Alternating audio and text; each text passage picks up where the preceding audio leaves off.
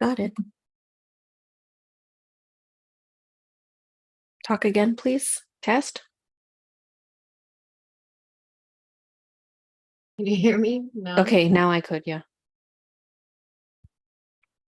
We're having some technical difficulties. Yeah, so if anyone could just let us know if you could hear us clearly, particularly on Tina's end, that would be great. Can you guys hear me? Just put it on the YouTube on the phone. Hi, Carly Bear. All right. Okay, we were a little bit delayed. We were supposed to come on an hour ago, and here we are. Good evening, everyone. My name is Karen from Quantum Healing with Tina and Karen. Today I'm here with my lovely, beautiful, awesomest, smartest co-host, Tina. 2 words, babe. 2 words. Oh, hello there. Okay, good. Thank It's you, still Carly. muffled? No, it's not muffled. It's just when you said the one word, it was complete silent. So we're going to try to stick with the 2 words because it confuses the technology. It's weird. I don't know what's going on. But let's come on and get this baby washed. So we're here to it's been a while. I shared my God, hold on, reset. We have so much to talk about. It was glitched. Okay, hold on. Okay. Yes. So Tina shared a series of 3 videos of mine that I had put out there. So I just want to say thank you to everyone who had taken time to watch them all. It was really near and dear to my heart. And I feel like I've gotten some really positive shifts in my life from the healing process that happened since June 24th of this year. So we are coming on today because we have quite a few topics that we'd like to get through. Numero uno, we would like to talk about Satan. Okay, that's a little excessive and abrupt, right? I don't want to give him too much power, right? But yeah, so we're going to talk about Satan, emotions as messengers. Number 2, how to spot the pattern of toxic energies. That's a really important one as well. I added this one, beliefs and how it can take away from the experience. Yes. Number, I don't remember what number because I was saying it in Spanish.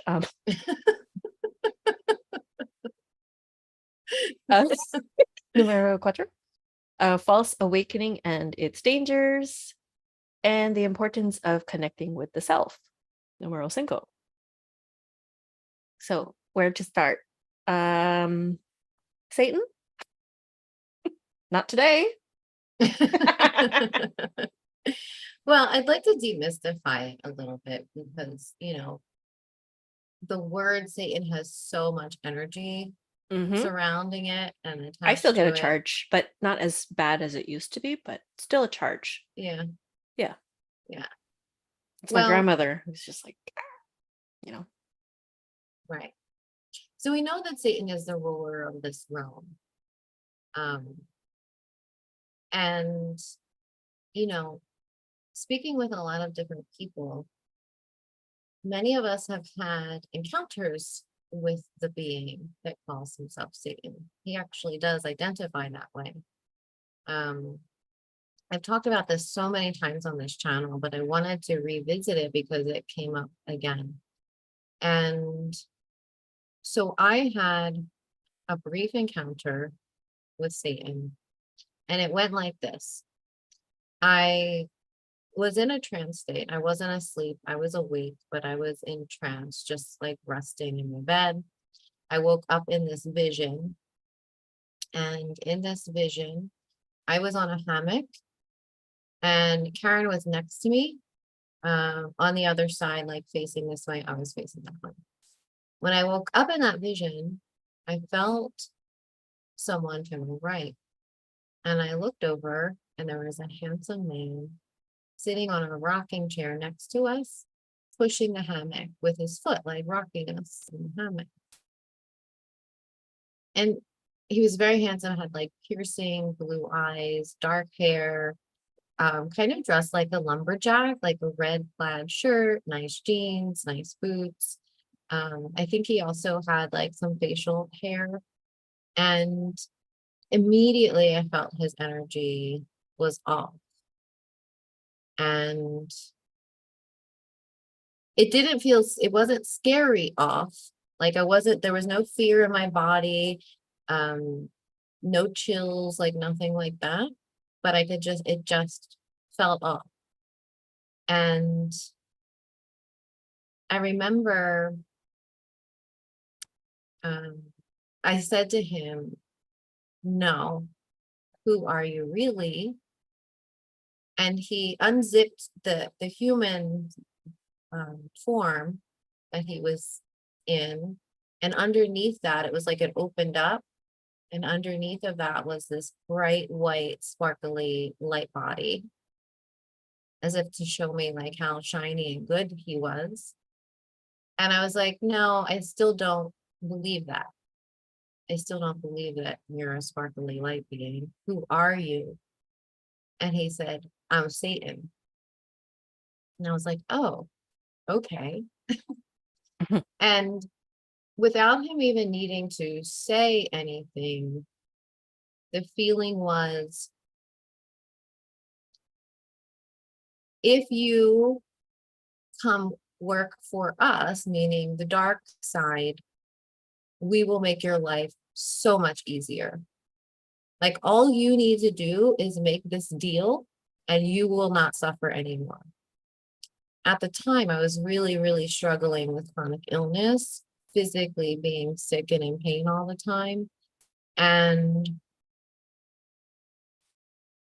it was really hard. Like there was a lot of suffering in that, a lot. And obviously, they use that suffering against you in order to get what they want. So without him even needing to say any of that, that was the feeling. And I was just like, no, that's never going to happen. Like you can keep trying, but it's never, ever, ever going to happen. And he started laughing, like, like kind of like threw his head back and started laughing, like one of those creepy, like maniacal laughs. And he was like, yeah, well, we send you low vibrational people to keep your vibration down, to keep you in that suffering so that you can't do your light work. And I was like, well, whatever, it's not going to stop me. This was before we actually started doing this work. Um, and that was it. That was like the end of our interaction as far as I remember. I said no. He said, we said you low vibrational people to keep your light down. And at the time, I had multiple people, 3 to be exact, that were coming into my field like psychic vampires and just draining my energy. And at the time, I didn't yet have firm or adequate boundaries with people. So I was allowing them to do so, right? Like, it's like that thing, like we can only blame the abuser for so long before we have to take responsibility for ourselves and stop doing the same things that are bringing us suffering. So I had to learn how to disengage from relationships that were one-sided. That was just me giving of myself, receiving nothing in return, and just being drained all the time. By manipulative, deceptive, and toxic people, and learning to place firm boundaries with them. So that was my experience. Now, before that visit, what's interesting was that my psychic abilities had started to open up, and I was having visions like that frequently. After that visit, it was all completely shut down. So Still? No. For a period, no. no, it's still not like it was before that. So you think that they were trying to entice you by giving you your, Mhm. like, you would like this, you want it back? Yeah, Absolutely. And I think that happens to a lot of people. I think that happens to a lot of people, and they don't realize where those gifts are coming from, Right. you know, because they're being implanted by a false light. Technically, the way he appeared to me, he was a false light being. Hmm. And it's interesting because later, listening to Jessie Zaboter, who was raised to be the next Dark Mother and was in all of those, raised in that family environment and cult satanic ritual type stuff. She says that he appears in three different forms. One of those is as the handsome man, the other is as the light body, Hmm. and the third one is a dark being. So So his it's true interesting. form. Yeah. So recently we talked to someone else who also saw him in that exact same way. Oh, so in where we were in the hammock was like a cabin like space, but it was like in the jungle, but it was wooden. Like we were on like this wooden porch slash deck, and it was like kind of like a place you would see in the middle of the jungle, like a retreat kind of place, right? Where it's like kind of screened in but open on the sides, but very woodsy and cabiny like. So we recently talked to someone who also had a very similar encounter with that being in a cabin. Hmm. I don't remember exactly what she said. Do you remember? No, but it felt like very similar. Like it was pinging on her, like, yes, yes, yes, that. Mhm. Yeah. And so then the very next day after we talked to that woman, we had a BQH session where that same being had taken our client to a cabin, and but this cabin was like full of like bugs and like all kinds of weird stuff, so it looked probably truer to form to the energy that was actually there compared to like my nice little retreat in the woods. um so there was all this like gross stuff in there that was happening, and again it was like she was being offered a contract to contract in to do something. And this is just how like sneaky and shady they are, how they get to people in that way. In dreams, usually, like mine was a vision when I was awake. But if that would have happened in a dream, what would my dream self have said in Like, that yes, unconscious please. state, Right. Yeah. Yeah. So that originally had come to her in a dream where she woke up and it was very vivid and she remembered it. So it was like he took her into that space to offer her this deal. And what we saw was that he had also contracted with her father for material things. Usually it's for material things. Like we'll give you all the material things that you want if you just work for the dark side. And how that works is like, yeah, you might have everything in life that you want, but you are just being like dissolved away as a being, as a soul, as everything, because basically you've traded your soul for material wealth. What we saw was that because of the contract, his soul was actually outside the body behind the head, and it was all black with a little teeny tiny spark of light still inside. Um, so yeah, his soul was being just degraded away by the darkness, and the way that Satan was working through him was to drain the energy from all the people around him. Yeah.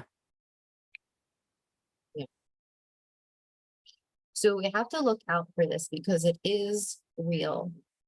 And there are people in the spiritual community that'll tell you all kinds of things about entities that are untrue. Like, for example, if you don't resist them, then they'll just go away.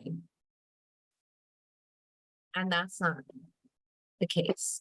I wish, if only. That's not the case. If you don't resist them, you're giving them permission tacitly to be in your space. Um, and one of the problems with the awakening that's happening now and the new age and all of these kind of this false awakening that's happening where we're only looking at, the good things or the light things, is that people are getting sucked down this path and doing all of these spiritual practices, opening themselves up to all kinds of entities, because most people that are drawn in that direction are already highly traumatized and fragmented. Hmm. So they're looking for practices like, meditation or whatever it is to escape. It's all about escapism and how do I just make myself feel better? Everybody just wants to feel good. Yeah. And really those things only work for so long before you have to start digging into the shadow, because those vulnerability points within you are going to be manipulated and used against you. So that's why we're always talking about doing the work, because the less vulnerability you have within you, the less you're able to be deceived and manipulated and taken advantage of by other humans or entities. Hmm. And some of the people that we see, they've been attacked for decades, some of them. They're being attacked for decades because they're still looking outside of themselves for something that's going to help and save them. And that's why we say it's always about going within. It's always about going within, connecting with your heart, connecting within you. There's nothing outside of you that's going to save you. There's not a God, not an angel, not a meditation, not a course, like literally nothing outside of you can save you. Only you can do that. And you have to start by doing the work and looking at the hard things, because it's the hard things, the ugly things about ourselves that we don't embrace and that we are afraid to look at. It's those things that are being used against us and allowing for entities to hook in and use that Hmm. vulnerability. And it's really, really sad to see someone in that state of fragmentation, because it's not just the fragmentation itself, but it's how that's being used against them. Hmm. Yeah. So I think it's really brave of you to share your healing process with people so that you can they can see that it doesn't have to be so scary. It might be a little bit hard, but it's worth it in the end, because in the end there's more space, there's more freedom, there's more everything, there's more expansion. And it's not until we look at those hard things that we really can evolve and grow. Otherwise, we can only go as high as we meet ourselves low, right? As far as we dig down deep. Hmm. So a lot of people that are wanting to experience that state of bliss and infinite awareness and oneness, you're not going to be able to achieve that state if you're not digging deep within you to clear out the basement so that you can achieve those states of being. The Hmm. more we clear and purify, the more expansion that we have. But if we're afraid of looking at the shadow, not only within ourselves, but in the external as well, um, we have to be able to meet those parts of ourselves in order to expand, in order to grow. And there's a lot of teachings out there right now in just spirituality as a whole that it's just about looking outside of yourself. It's just about it's escaping from what you're experiencing instead of facing it head on and really healing from it. And that's where a lot of people are getting kind of trapped in that cycle. It's just like you're on a merry-go-round and it never ends. And then, 30 years later, you're in the exact same place. And that's why I was so drawn to Beyond Quantum Healing, because it wasn't about connecting with anything outside of yourself. It was about connecting within, you know. Mhm. So yeah, I mean, the level of like deception, uncovering, it's insane the levels of deception and manipulation that are happening here, not just in the material realm, but in all the realms, you know? And that's not an easy thing to wake up to or to look at, because it challenges your deeply held beliefs about God and about angels and about all of those things. And it's like it leaves you feeling like alone and isolated, like there's nothing, there's nothing that I can call to, there's nothing that's here to help me. Um, but you don't realize yet that you're a multi-dimensional being, and there are infinite like aspects of yourself that you can call, Mhm. that are within you, you know like it's all inside of us. It's all inside of us. And so it's important to start digging through some of those layers so that the entities have less to look into.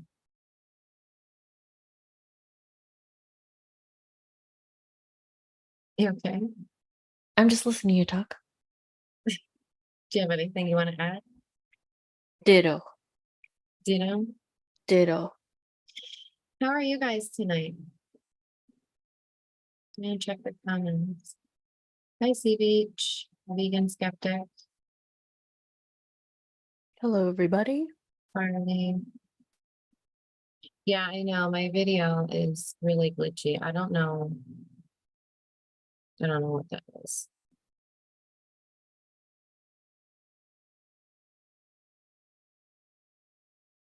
What do you mean by stalled out, big trouble?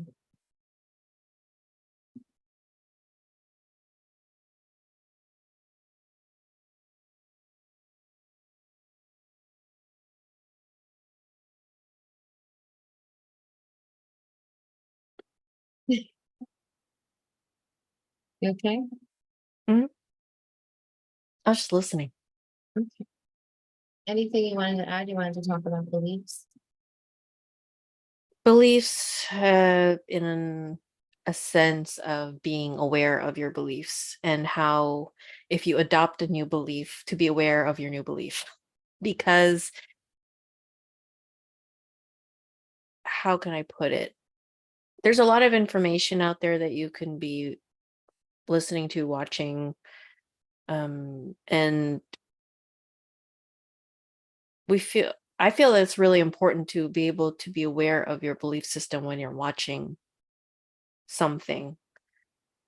Are you able to watch the content without having to take away from the experience that you're listening to because of their belief system that clashes against yours? Can you look at it in a neutral standpoint and say, like, that's an interesting thing? Because I feel the experience that they're trying to convey is completely independent of the belief system. Belief systems are kind of like the sprinkles on the cupcake. They're just there. You don't have to eat them. You don't have to take them, but you're there for the cupcake. Or not, actually, no, I'm for the icing. But anyway, you know what I mean? Like, take, it's just like, are you able to bring yourself in there? Because I find there's like a point in which someone can share something. And if they say the wrong thing, then it's like, oh, no, let's throw that whole baby out with the bathwater, Mhm. when there could be valuable information in the experience, regardless of how they themselves perceive their experience or what they believe in that moment. So I just wanted to put that out there, to be hyper aware of yourself and the information? Can you look at something and just see it for what it is instead of inserting yourself and your opinion or whatever you're believing in that moment to take away from whatever you're listening to, for example? Is that clear? I don't know if that is. Yeah, like for example, a lot of us that do research and look into near death experiences and things like that, like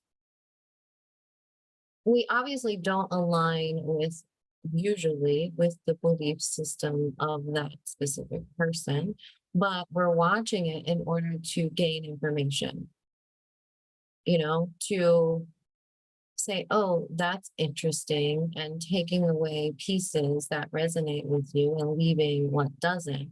Like that's how we're always sifting through information. And so, there's nothing really that's off limits for me. Like I will go and like check out what the Christians are saying and like go over here and see what's happening in the New Age and go over here and see what's happening in the soul track community, just to get a broad picture of what's happening.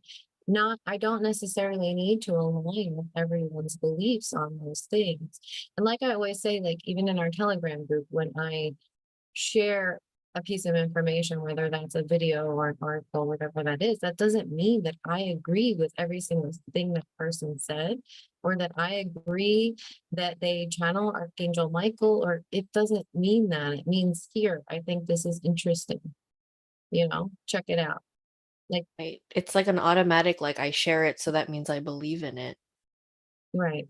But it's not necessarily that. It's just to be an observer of it and see how that makes you feel or how it feels in your body or whatever. Maybe you might gain something. Maybe it'll get you to a different perspective. Like it's just observation. It's not for to convince you of anything. I think that's what it is. Like we're just trying to grasp onto it to be like, okay, this I totally resonate with this, so this has to be true. And then anything that comes, though it may be like valuable 99%, they say one buzzword that you're like absolutely fucking not, and you're like, screw that, I'm gonna unlike it. Like I'm not listening to that anymore. Exactly. And I think it's important that we don't do that. Like you said a couple times, throwing the baby out with the bathwater, because we all have different pieces of the puzzle, and there are things that you can get from people that you have no matching beliefs with, you know, but there's something about the way they present information, or something about their experience that is in some way helpful to you. Or it's just gathering information to make a bigger picture, because what happens is we start to form a new set of beliefs, and those new set of beliefs just put us inside another box. And then we're only researching and looking for those things that confirm our beliefs, which is called confirmation bias. Instead of being more objective, we're only looking at and retrieving information that is confirming what we already believe. And that's dangerous. And then we're literally just putting ourselves inside of another box or inside of another matrix, you know? So again, we have to be careful about how tightly we hold on to any belief system, and let it be more open and fluid, where it's not so tight and rigid, but more just allowing it to flow, and holding. Maybe you can hold many different beliefs at the same time and not have to grasp so tightly onto any one belief, but just kind of allowing them to flow. I mean, because right now, I think where we're at collectively is just like no one really knows the like truth with a capital T at this point. It's like we're really still investigating, researching, and sifting through everything, because the layers of deception are so thick and so deep. It's like we're still kind of wading through it all, and seeing the patterns, in our personal lives and in the world as a whole. Um, yeah. So I think it's important that we stay a little bit more fluid so that we're not just like, well, this is the truth and it's 100%. And, if anyone in my external says anything that goes against that belief, then I just dismiss them altogether. I think that's a dangerous place to be in. And then we're really no longer searching for the truth. We're just confirming what we think we already know. Yeah. Yeah. Um, Hi Lisa. I Hi, was Lisa. just I was just thinking about you today. Um, oh, Lisa. Okay, so we had another really cool session where our client connected with the earth. Um, and this was before, like when the earth was still in ethereal form, before it had formed into physicality. And we saw that she initially said that she agreed to the darkness, but then we found out later that she was actually tricked into it. I think that's what you also told me, Lisa. I could be wrong, but I think that confirms what you said too, that she was tricked into it. And she was tricked into it by these really dark beings. Um, in the session, they were called the consenters. And they're really, really ancient, dark beings that had tricked her into um, becoming physical and allowing the darkness in. And she said the way she saw it, it wasn't like a false layer overlay over top of it, but it was actually inside of it, like under her skin. So, yeah, I thought that was really interesting. Yeah, yeah, it was the energy felt very similar to yours, Lisa.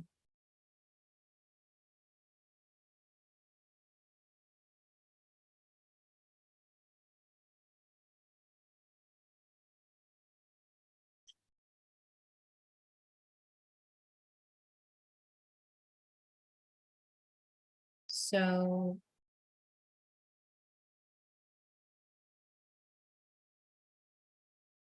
do you want to talk about emotions?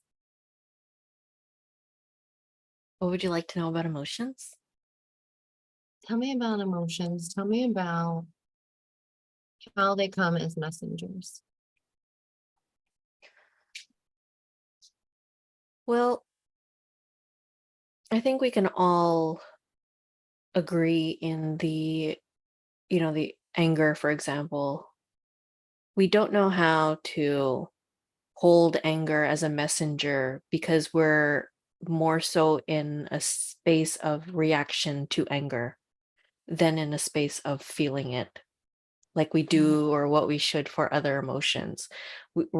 Like once you feel anger, there's always, it's like as if there's a switch of being, you have to be reactive. So anger, if felt through in a healthy way, you can diminish the reaction altogether and be able to process it in a healthy way. As a messenger, I do feel as though like anger can, if you're not in tune with your emotions, it can really represent a bunch of emotions. Sadness for one, disappointment, like just put the whole shitty, basket of them in there, and anger can be like, yeah, I represent all of you. Um, I feel like when you have an emotional charge, it's just telling you what your body's feeling, what is coming up. Like it could be an inner child, it could be like your ego, it could be something within you that is waking up within. how they talk to you. It's just, I think we don't know per se, like, let's say, like, for me, I could speak. I didn't know, like, when I would feel something, um I would feel it more in my body, but I wouldn't be able to address what they were. I think that's the one thing that people need to learn how to do, because my body is responding to something uncomfortable. So of course, like, when you start out in the beginning, you could put it in, those are the good emotions and these are the bad ones. So when I would have a terrible anxiety attack or charge, that's in the bad energy or the bad emotion box. Um, I feel like as you go more in tune with yourself and being able to address or sit in your feelings when you're having them, you'll be able to identify what's happening. It's all awareness. So then that way you can sift through it and be able to hear what the body is saying or what part of you is speaking. In my case, like, for my process, I do get the body is usually uh the first place that that I get the message. And then after that I could sit with it, so I'll know right away, is it good or bad. Usually when it's bad, I get like this heat wave, and then I'll feel my all the tingles like rush up my body, and lately, thankfully, it ends right here on my crown. When it's in my crown, it that means that I want to escape my body. I want to dissociate. But because I've been practicing presence and practicing safety in myself, it stays. Usually the head will come like, whoop, and then I'll be like, bye, peace out, get out. But now I'm feeling it. So then I feel it rush up, and then I can feel it rush back down. So it's like coming back into presence and sitting with it. And then I can ask myself, what's happening? What am I feeling? And through the overwhelm, you're able to address what is happening. So if someone stuns me, I get a narc stun. What's a narc stun? A narc stun is when a narcissist will say something to you, or that, Gaslight you. A yeah, narcissist will gaslight you. yeah, And completely gaslit. And so you're just stunned by it because it's just so like, ridiculous. yeah, it's like a what? Wow. Like I don't even have words to explain what that is. So Yeah. we've coined that as a narc stun. Um, when I get a narc stun, for example,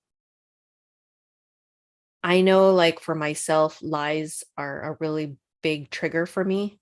Being lied to, I get like a angry. I get rage. Like, I feel rage in my body. Like, I'm bringing myself there, so I'm being very authentic right now. Rage.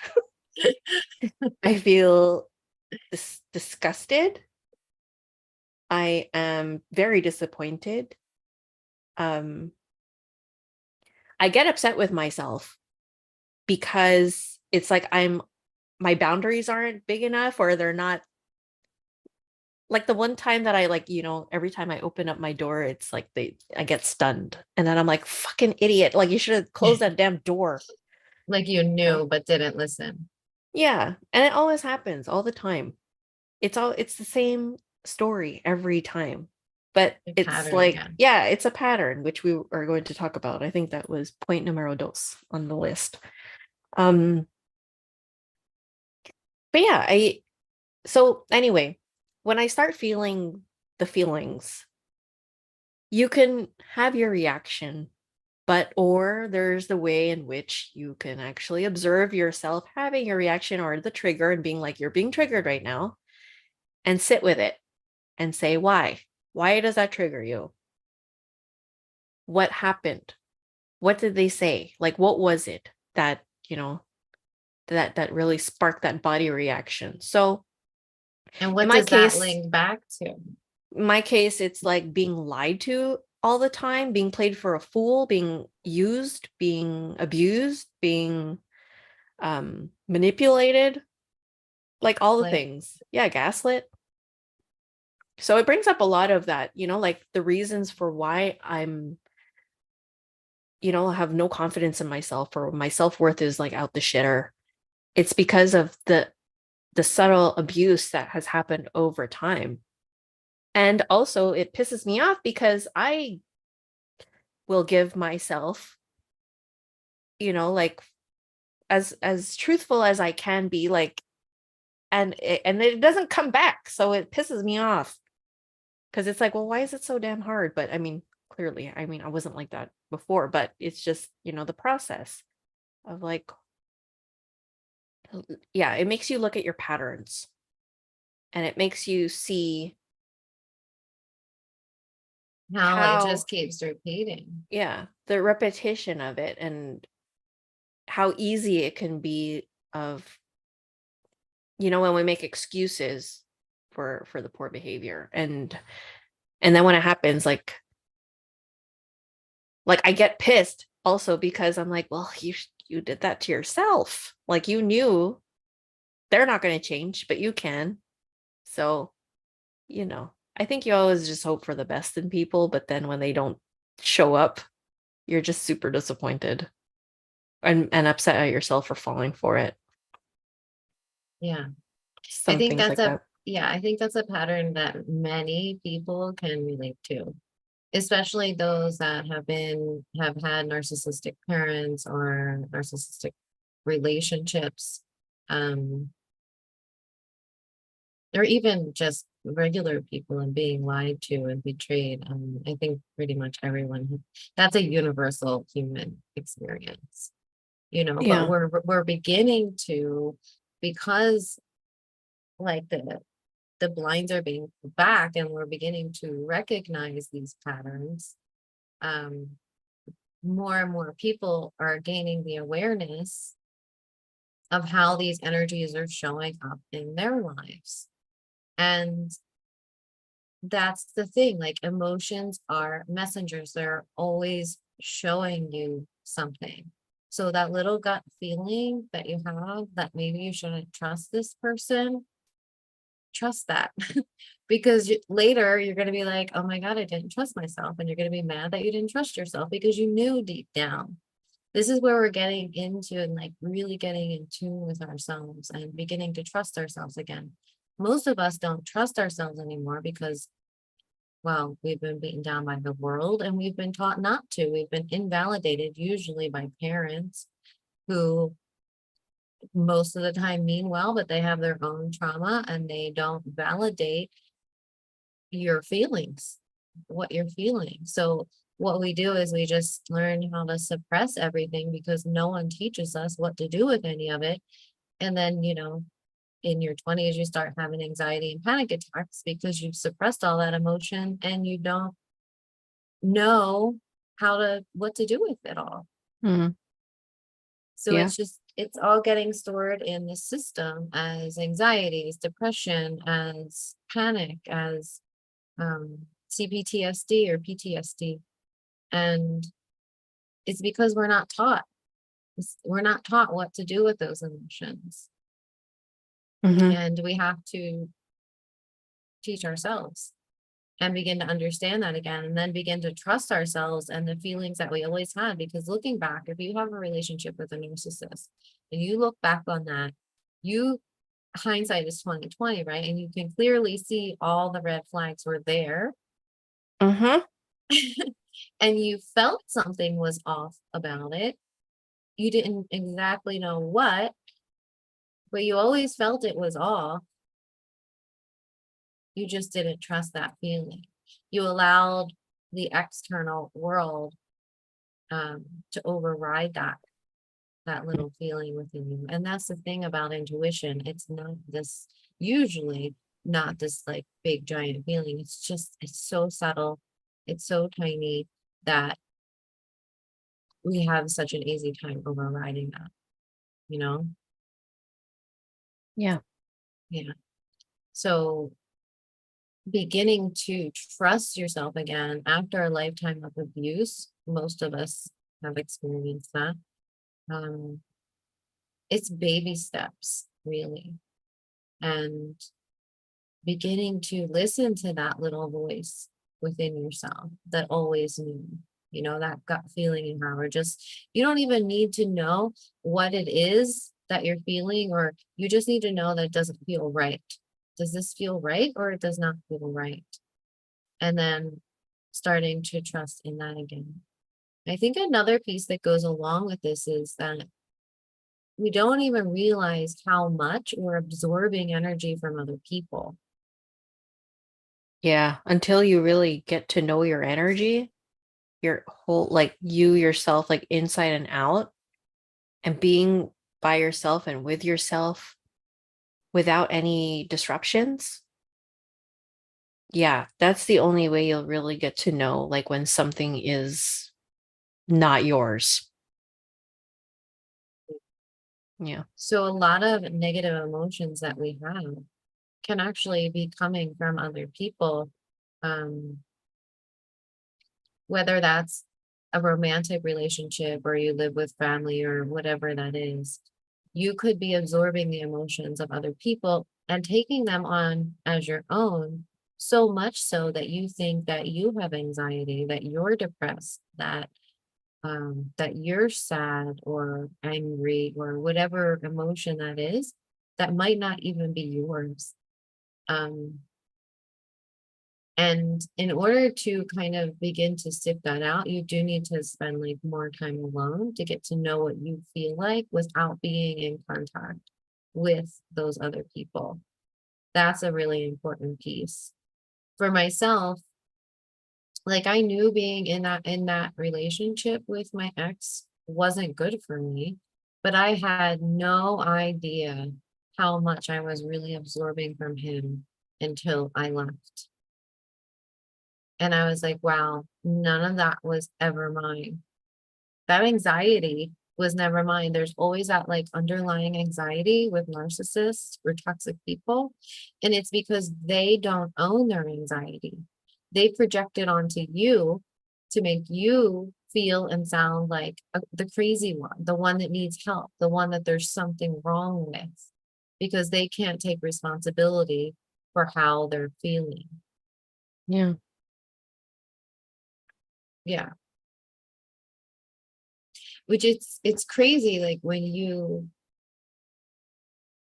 um when you realize that that's really what's been happening all this time. And for really sensitive people, most of the time it's not even your own anxiety you're picking up from the environment, whatever that is.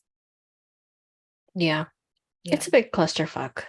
But then it's relief at the same time, because then you can take accountability for yourself and then put your boundaries up and be like, nope, not mine. That's Yeah. definitely not mine. Know when it is and when it isn't. Yeah. And sometimes even just saying that and validating that it's not yours, it will go. Mm-hmm. Yeah. Definitely. Yeah. So our emotions are always just speaking to us. They let you know what's going on, what's up, like what you need, how to nurture yourself, how to take care of yourself in that moment, who, like I said, which voice is speaking within you that needs your attention or your love or healing. And until you can do the work or be able to see it for what it is, the emotional part like gets a lot easier. You get less triggered. Yeah, less triggered. And if you do, you're already in your line of questioning of what's going on. And that way you are able to soothe yourself, um, and take care of yourself and ride out that wave. So usually when it gets really hard, we just distract ourselves. We go take a nap, we drink, we smoke, we do whatever it is to not feel it, because that's what we know. We don't know. Right. No one ever taught us. No one. This is like we have to learn for ourselves and teach ourselves how to process through these things, because our parents didn't know, Oh, you hell know, no. we weren't I taught in live, school. they didn't teach us anything. They just told us to be quiet. Stop it and be quiet. Right. Yeah, exactly.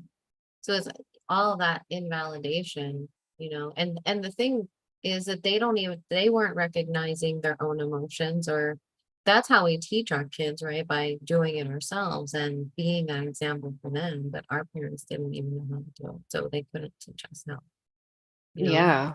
I had to do it the hard way. I mean, if you watch the series of my healing and that the parenting stuff, yeah, I had to learn it the hard way. That's a tough pill to swallow because like you only can only see how messed up your kids are gonna get because of what you're doing as the parent. And you can use the excuse that that's just that just works well or that's just how you do it when it's not. That's the thing. It's like we're just running on an unconscious program. Like, you hit them, you spank them, you yell at them to get them in line, to whip them into shape. But there's ways that you can do it in a healthier way instead of just following an unhealthy pattern that may not work for your child. Not every child is going to be receptive to your discipline or the words that you use or the actions that you take. Yeah. Yeah.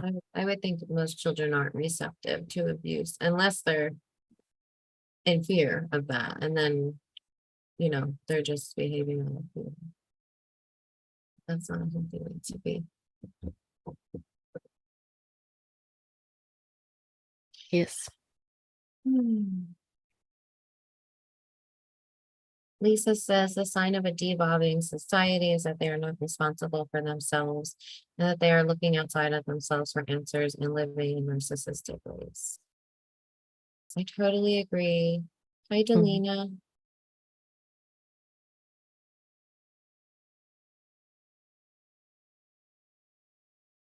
Delina, another Canadian. Next on the talk, it's importance of connecting with the self. Well, I think it all ties in. Yeah. I mean, everything just, if you know yourself so well, like nothing can disrupt that. When you're coming from an authentic space of where you don't have, where you can be you all across the board with anybody, whether like an authority or a nobody or whatever, that's usually a good place to see how you act. I see a lot of people change when there's like an authority figure in a way. Mhm. It's the funniest thing. Um, I never even understood that. I don't even think I used to be like that ever, but I remember I'd be like, that's weird. Mm. Like they just get straight, like the body gets straight and they say please and thank you and yes and no ma'am and all that stuff. It's weird. Like they're just as human as you are. I mean, everybody poops, like it's you know, it's just I don't know. Anyway.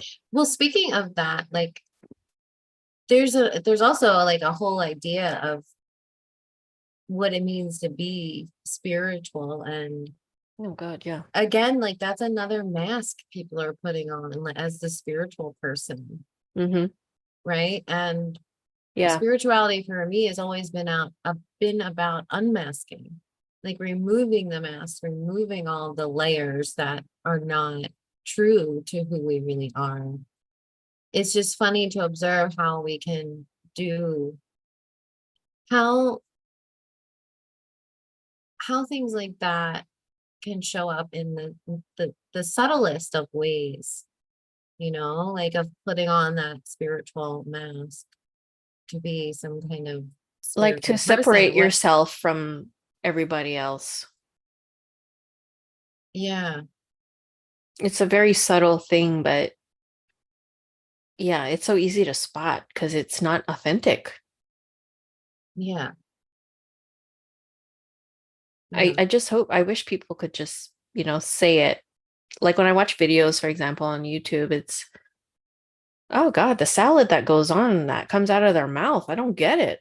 The word salad. The word salad, it doesn't, I want you to tell me without using all the words, like all the fancy words, to just fucking tell me how to do it. like how are you feeling? And just don't go, I walked on a cloud and it got rainy and there was thunder and lightning. Like, no, I had a fucking bad day. Like, that's it. Point. Like there's a way to, like, I just want to get to the point of it instead of going the spiritual sentence, like, or whatever that means. I think there needs to be like a clear cut thing on what is the spiritual journey. It's just being the best version of yourself and the healed version and the most authentic version of yourself and how you get there. The undoing, the unbecoming. Right. It's not becoming something, it's unbecoming. Unbecoming, like all the fucking programs that you slapped on you. All of it till you could become raw and honest. Right. Yeah. And it's like the age of the guru is over, Yeah, it don't work.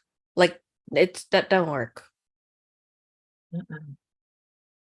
No. And it can turn into like another trap, another program, where there's a leader and everyone else is a follower. Yeah. It's right. Right. The followers needing again, looking for a savior. The savior programming is really still a deep program. Yeah, super deep. It's hard for, like it's, coming into the spiritual stuff, I didn't know anything about it. I felt like I discovered my own path, like through, like before we met, for example, like I was just in awe that I could have a good life here. I've suffered so long and now I can actually have a good life. And so I went on this path of like, I need to take care of myself. I need to start loving myself for who I am because I spent so much time walking away from me. And I mean, that can only go far. I mean, like it's like everything that we learned also when we started talking and going through the path, like, okay, there's channelings. That's really interesting. Like, I didn't know that was a thing. There's people who go and they talk to aliens and ascended masters and Archangel Michael, all of it. Ninth dimensional, Octurians, whatever. Like, wow, I didn't even know that that was a thing. That's really cool. That's a thing. You could get information out there that you're not going to find on NBC. Yeah. So I feel like those things help for a certain point in terms of when you're not sure about your path or how you're feeling. I find it's important that there are things right now outside of you that can validate you until you learn how to validate yourself, and then you don't need it anymore. Some of these things are stepping stones, just as we have, portrayed in our YouTube, like from beginning to now.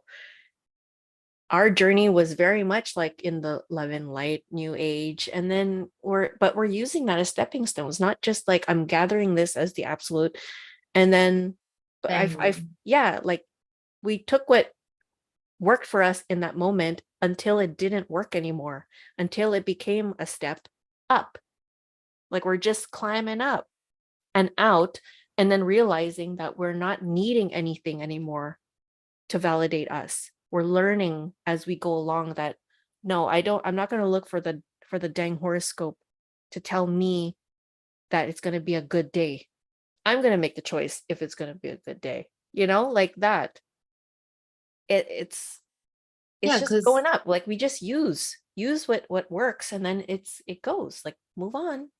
that's such a great point, and I'm glad you said that because that was actually going through my mind earlier about using these things, for a brief time as we need them, and then moving through and evolving to the next and the next and the next, and not getting stuck somewhere, which is what I think happens to a lot of people. They get stuck in one thing. Oh yeah. Once it's there, and then you meet the community, that could be very validating, but then it gets old. There's no evolution. You're still sticking to it, and there's Yeah. no, yeah. And I think that that's the dangerous part, like I remember when we were in like the twin flame stage, and learning about the runner, the chaser, and blah blah blah.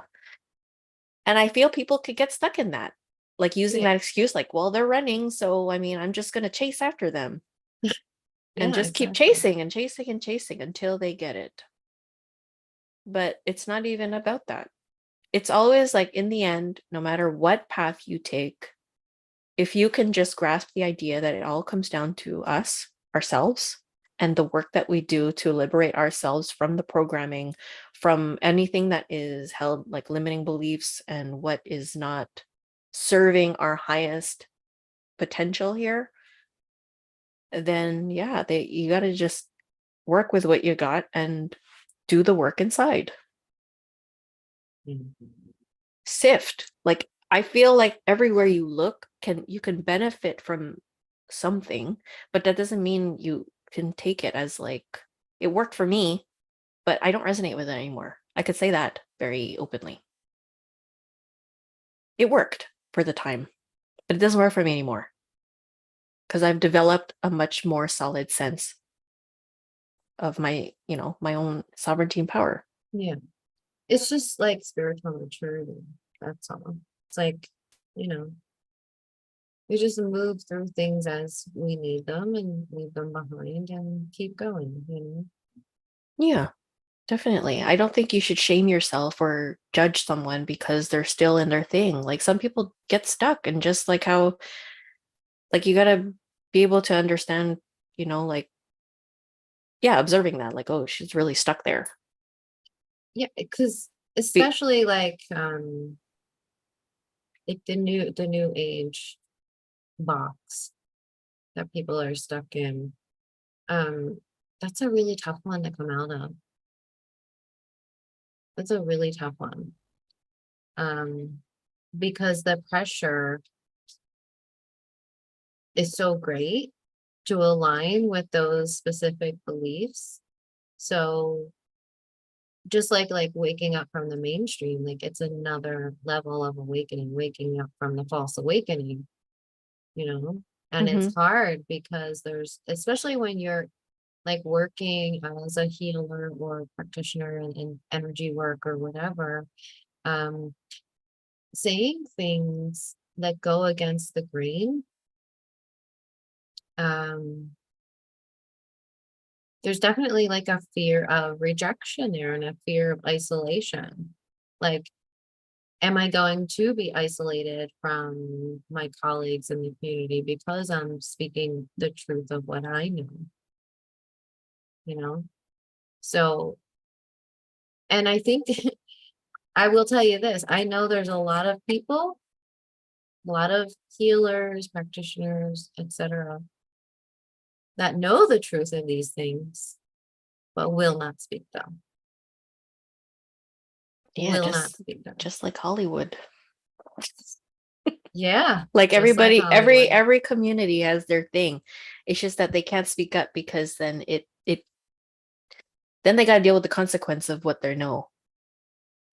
Then they got to change their whole practice. Then they got to change, the message that they had just given out like 2 weeks ago. Like, I'm perfectly fine with aligning with something like right now. And then tomorrow I may be like, you know what? It doesn't resonate anymore, actually. And I'm okay with that. It's not a mistake. It's just I've moved. Evolved. It's not Yeah. like that was right and this is wrong. It's just No, what it's not what am about I right and aligned wrong. with now? Yeah.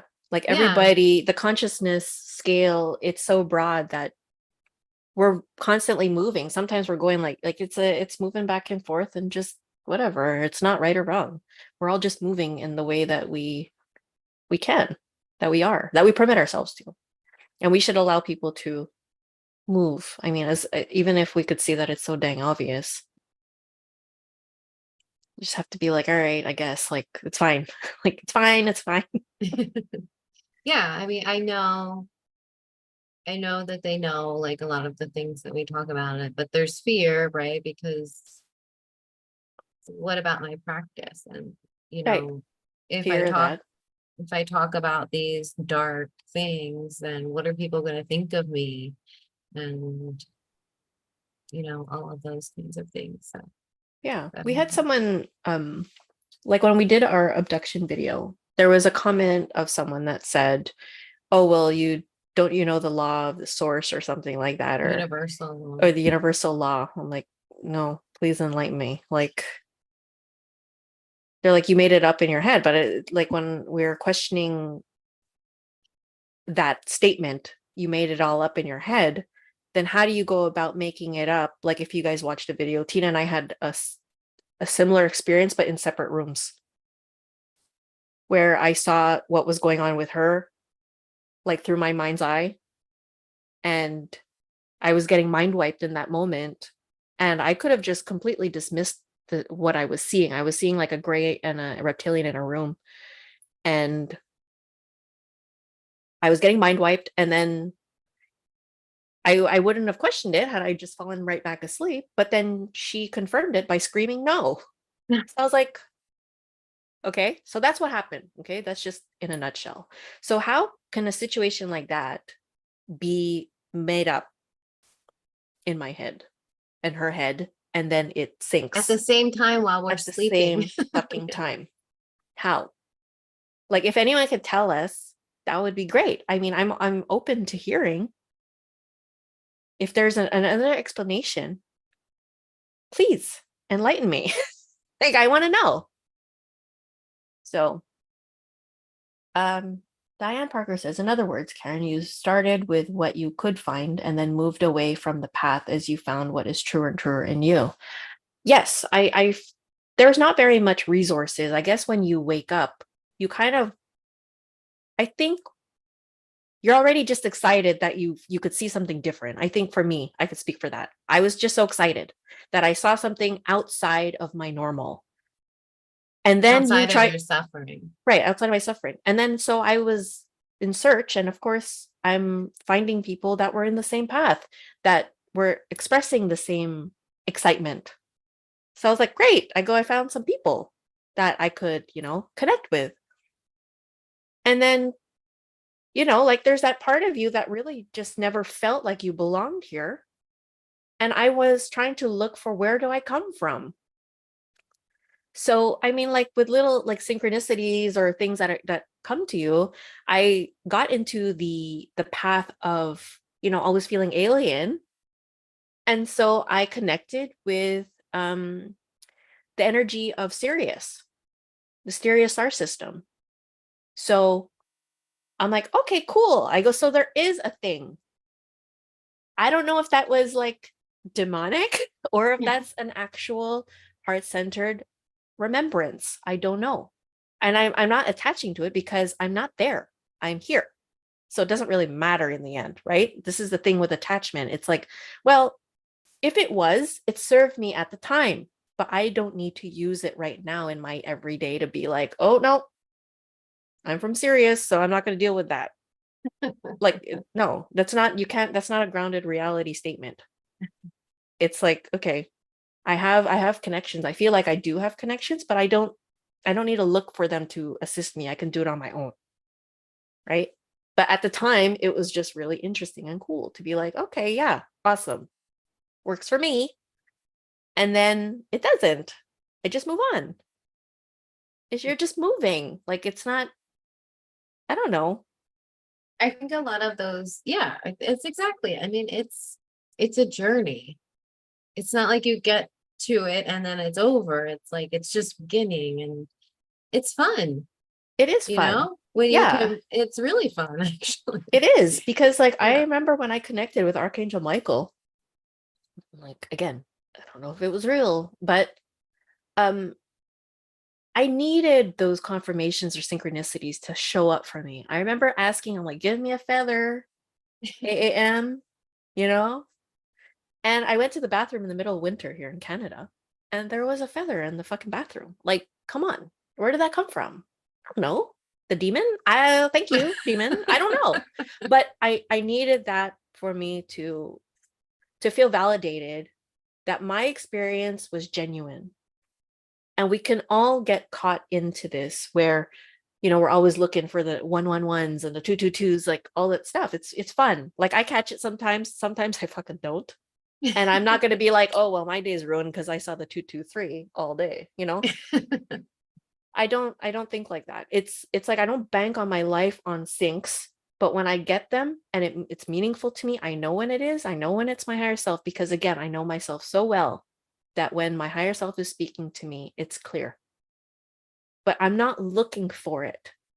Sometimes I'll ask, just give me a sign, and when I get it, I get it. And if I don't, it's all good. Like I'm gonna do what I want anyway. And sometimes they come and sometimes they don't. Like magic is fun. I like the magic. That was my favorite part. I wish my magic came secondary like Tina's, because my magic phase happened right at the beginning of my awakening, but I think I needed that. And then I went into the suffering phase, like where my dark night of the soul is now in the like going on to 7 years now. Like, so, but then now it's like I've sifted through so much of, the darkness, that I can hold both. Like when magic comes, it's fun.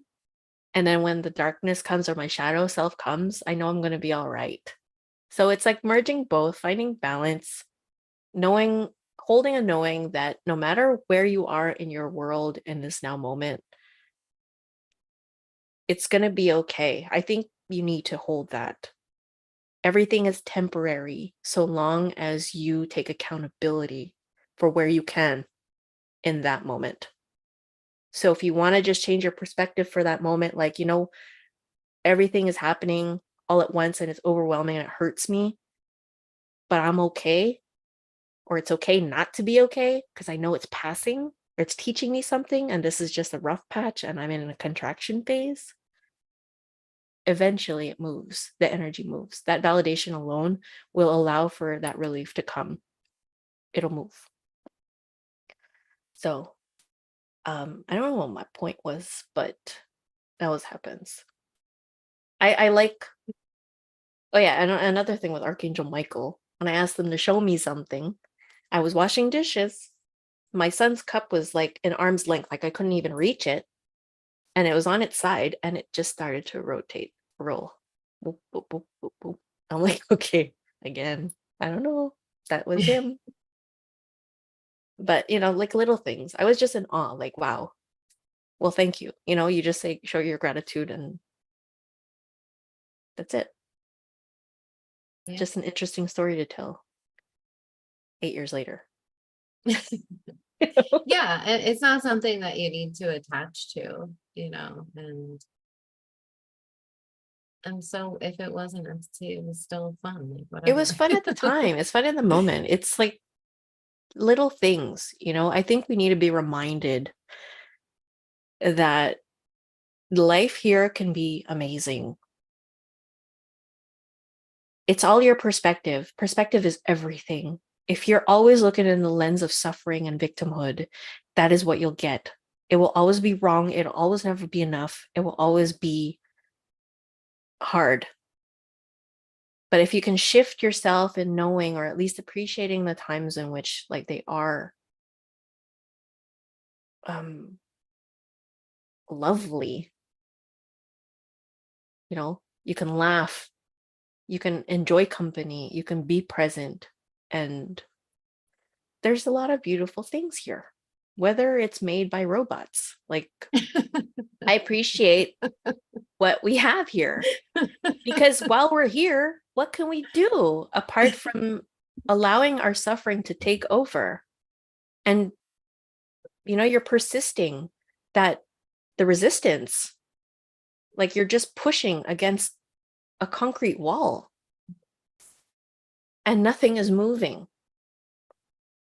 It's literally like, when people are like, so they always say it, you hear it all the time, like when they're really desperate for a relationship and I'm, where is he, like how come I can't find him, like blah blah blah.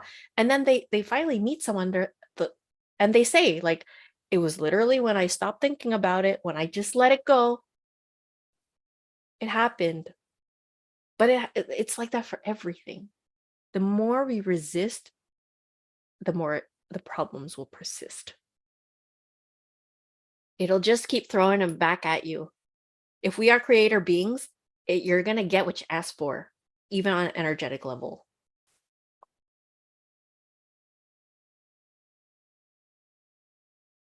So Like, for that is so true.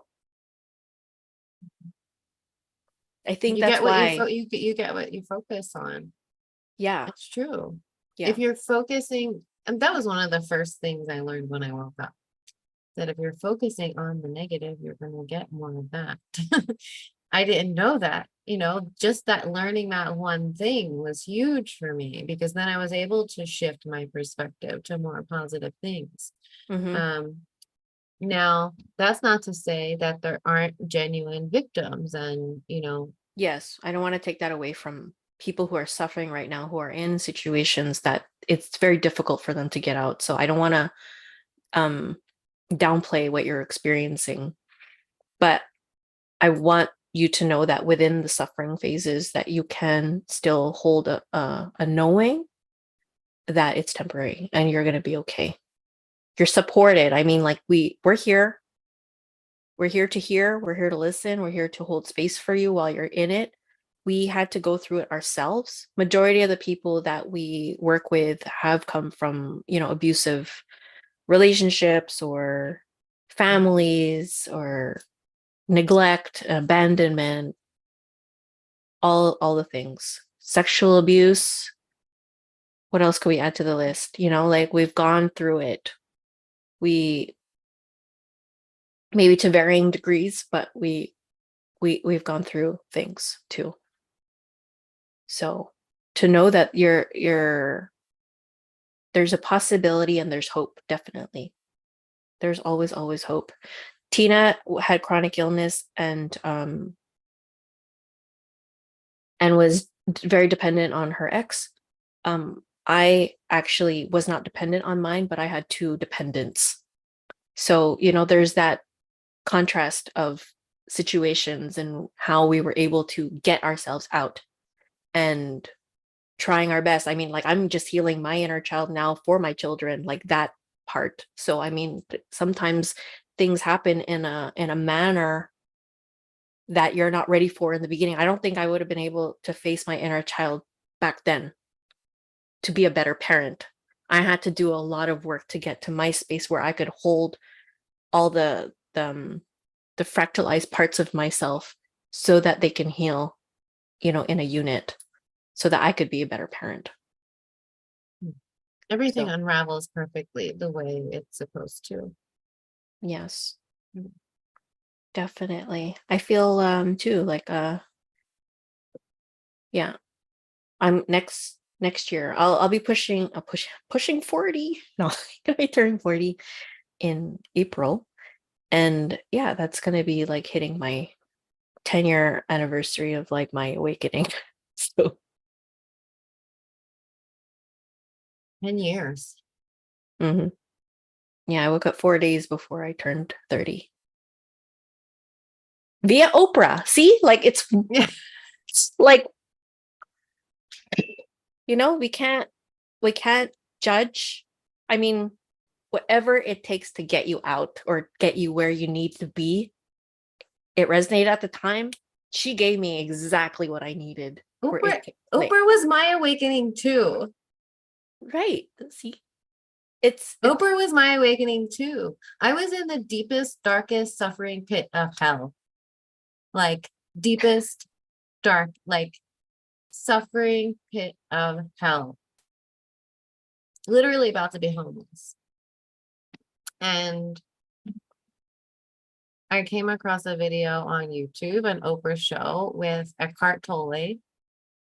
And they were talking about, they did a series on his book, The New Earth. Is that what it's called? The New Earth? I haven't mm-hmm. said that in so long. Yeah, because Um, it's so old, right? yeah, feels weird. Feels like eons ago. Yeah. And I got that book, I think in PDF form. I got it free somewhere. And I read it and it changed my life Yeah.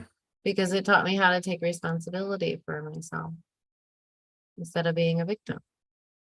A lot of people nowadays are like, kind of beating up on his teachings. And it's the same thing with everything. Like they can be helpful for a short period of time, like to get you through something, but you never like want to stay there. You want to keep growing, keep evolving.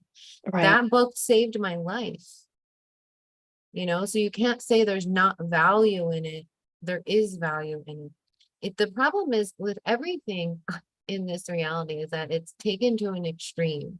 When you take, like, say, presence to an extreme, like you're just going to be a monk sitting in a cave being present, like that's an extreme form, right? But when you bring presence and anchor it into your everyday life, that is something helpful and balanced.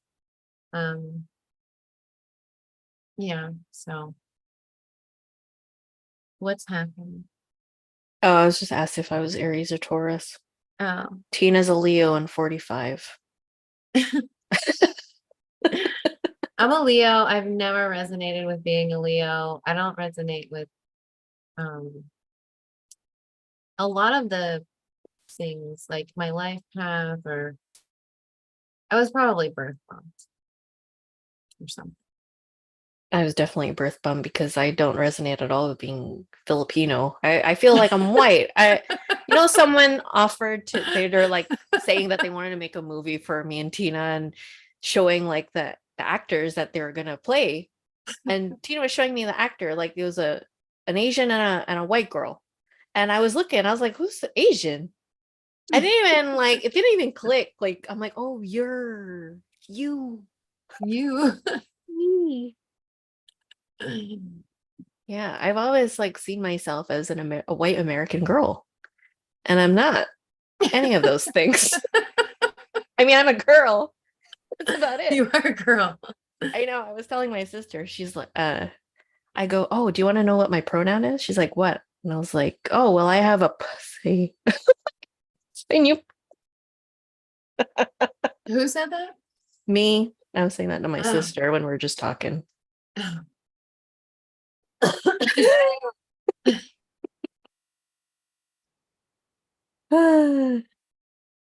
But yeah, anyway.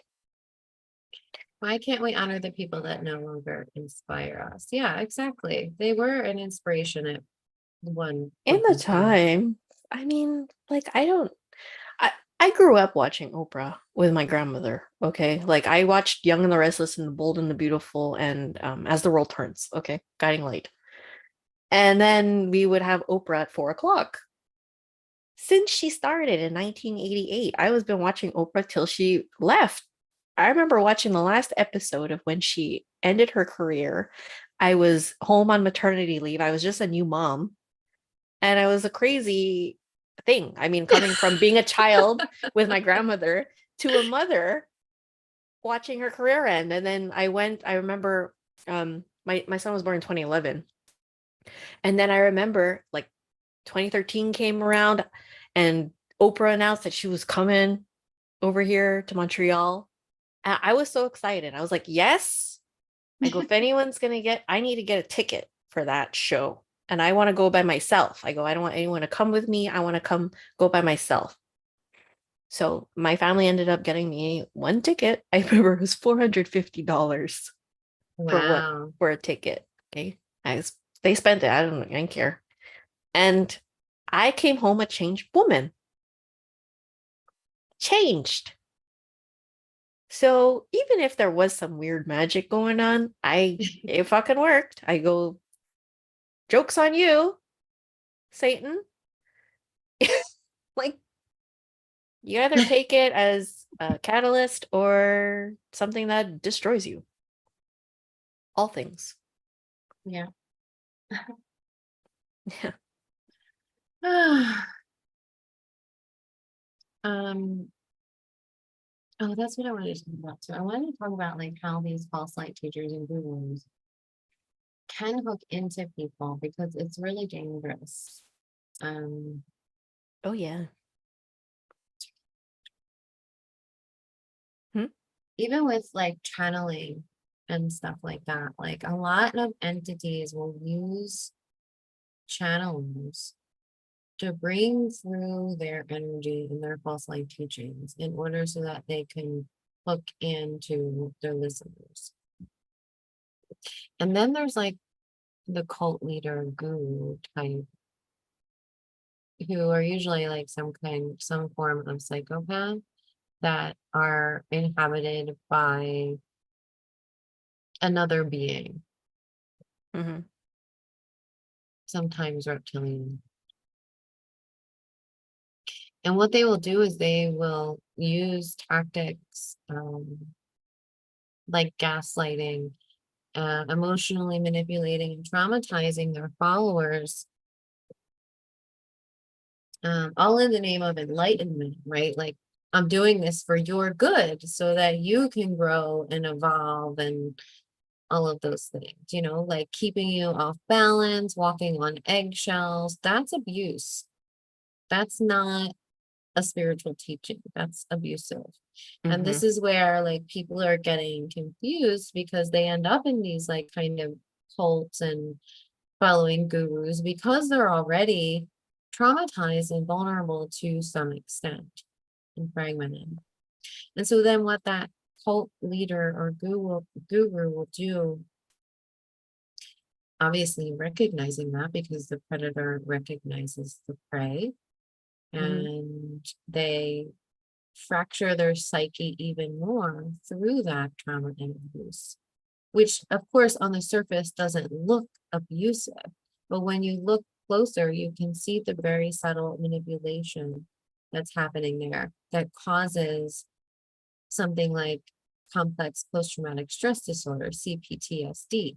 It's like living in an abusive family or being in an abusive relationship where you develop this after this very subtle attack on you that happens over a long period of time, which fractures the psyche. And then you have all these split parts of yourself Yeah. to where that can be programmed, so that those parts of yourself might be programmed to do different things or um, have different like trigger words, for example, that might trigger you into a specific emotion like fear or I feel even like it's very specific to how they can what do you call it? Trigger a specific subpart, fractalized part to come forward. Yeah.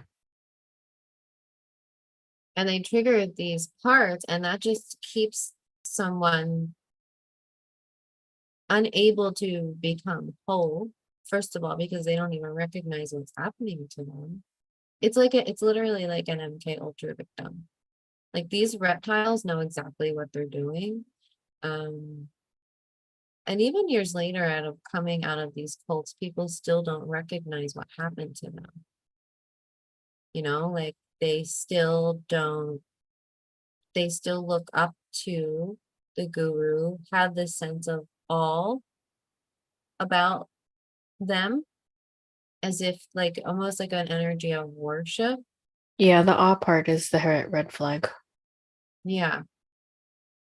And sometimes these gurus and teachers and even like evangelical Christian preachers that you see on YouTube sometimes, they will perform acts or like what seem like miracles, but that doesn't mean that they're benevolent.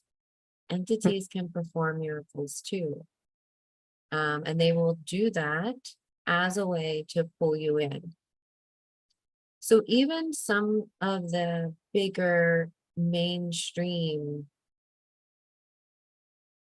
things that are happening in spirituality, um, be careful with those too. Like, I don't want to say any names, but um, because some of them, if not most, are working with beings that are there to, yeah, infringe upon you, siphon energy, and Hijack the whole operation yeah, via the followers. right, yeah. Lisa wants to know, will you have more sessions about the layers of the matrix? We hope so. We'll see what comes up. We're a little busy, which is good for the next couple of, well, where are we now? You have one more week of work, and then Tina and I are going to take a little break. And then we have like 2 really cool interviews. Yeah. We have Yeah, a go ahead and really tell them. we have Eve Lorgan who's gonna come on, which I'm so excited about. I love Eve. And she's the author of Alien Love Bite and Dark Side of Cupid. If you guys haven't heard of her yet, definitely check her out. She's awesome. And we're going to have on Bonnie Jennings, who had a really interesting near-death experience. So yeah, that's coming up soon, a couple weeks. Next. Really excited for those two. Yes. Yeah. Yes. Tina and I will be together for Thanksgiving week. So it'll be good to have a break. What interviews? We're gonna have Eve Lorgan and Bonnie Jennings. Bonnie Jennings.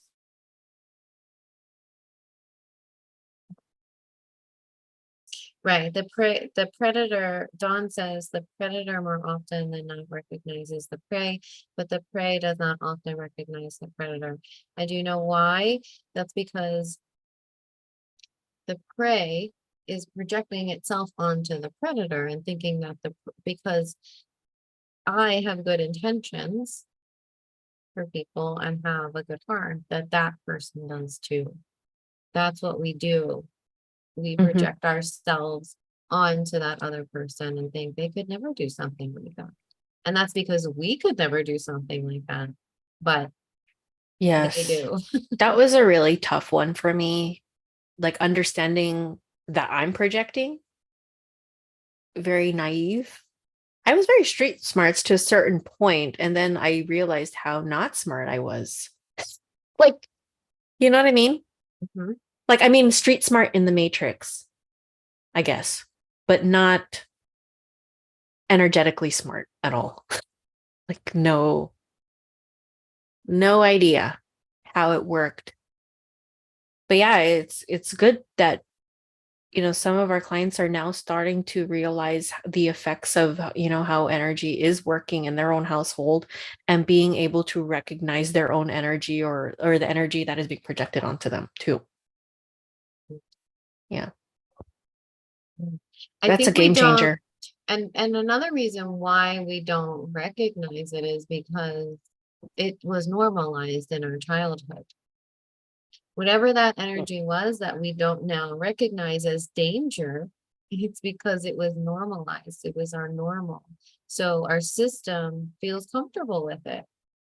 Our system recognizes, and there's a trauma bonding that happens, recognizing those wounds in each other. And the subconscious wants to rectify what happened in childhood, which is why there's that attraction point, Mm-hmm. because subconsciously you're trying to heal what happened, but you can't because that person's actually a predator. Like, you're not going to Right. heal with the predator. No, Yeah. it's Yeah. going, I mean, you could partially heal, but the full healing will only come when you are in your own energy and being able to see it for what it is outside of the energy or outside of the environment. Yeah. Yeah. Good night, Lisa. Happy Thanksgiving. Happy Thanksgiving. Yes, I know. We need to go see your store. Like we've been wanting to go to the store for so long. Hey, Giovanna. Yeah, I know. We still want to visit your store. Um, yeah. It is a tough lesson, Dawn. I think Yes. it's probably another very, very common lesson for humans. Sorry, I just saw the time and it's 11:12. See, missed it.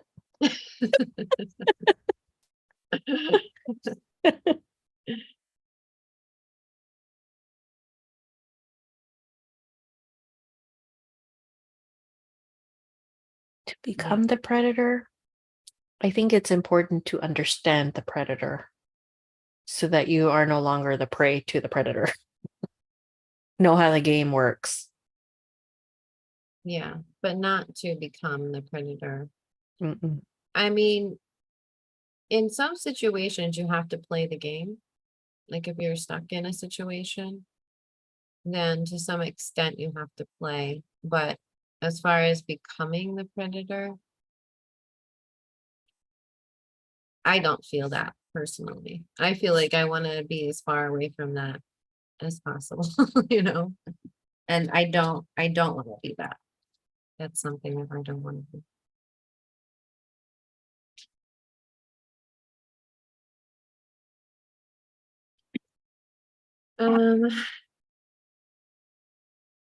I'm just gonna scroll through the comments.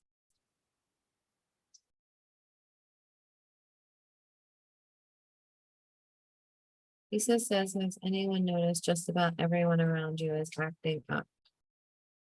All the crap in their lives is spewing out.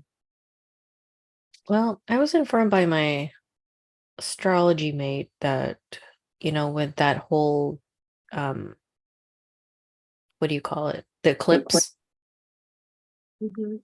that it was pretty much a really strong one. Like that full moon that just passed with the eclipse was, the energy of it is pretty much pushing your entire shadow out. So those that are aware of it, it's like you now's the time to decide who you are or what you need to heal. And pretty much those that are not aware of it, it's going to be a very difficult path ahead because their shadow is coming to light and it's going to be trigger city. It's going to Yeah. be really difficult. Hi, Cocos. I'm just gonna run him out to pee. Are you okay? Oh, yeah. Please give me something to talk about. Let me just look around. Yeah, go ahead. Okay.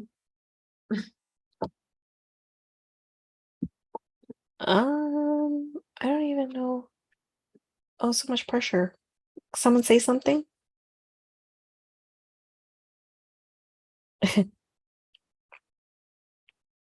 Yeah, Tina's dog is turning 17 next month.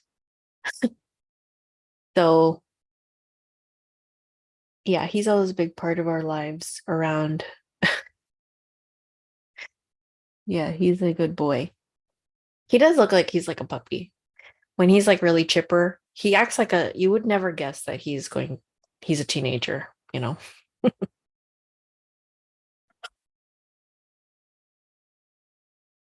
Let's see.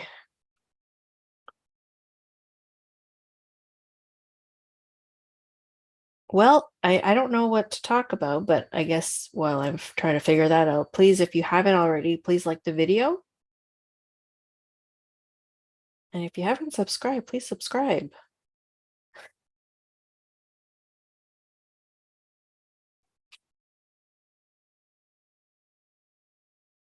We appreciate your time and being here. Yeah, Giovanna, it's true. People have been weird, but it's because of that, like when you have the energies of whatever technology that's being forced on us, it could really shake us. And so either the weird comes out and then you have to deal with the weirdos, but it's just understanding, everybody's on their own path and everybody's on their own shit. And you don't need to take it. I like to observe it and be like, okay, I know what's happening there, not mine.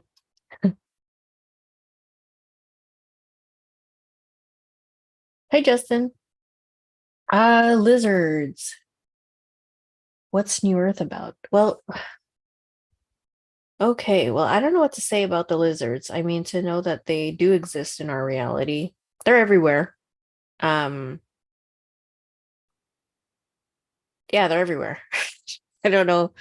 I worked with a bunch of lizards. Usually the lizards for me, like in my reality, have come up in like positions of power, like, my boss. All my bosses have all been lizards. I'm pretty sure I was manipulated by lizards. I've had like some encounters in the sense of like in sessions with clients, let's say, that have experienced like, sexual energy and being manipulated by entities and things like that, that they have come into my space and they've tried to invade me in that way, which is not exactly the best. It's not the greatest feeling, but I mean, I don't give my power to it. I'm like, okay, thanks for trying to rape me, but not today.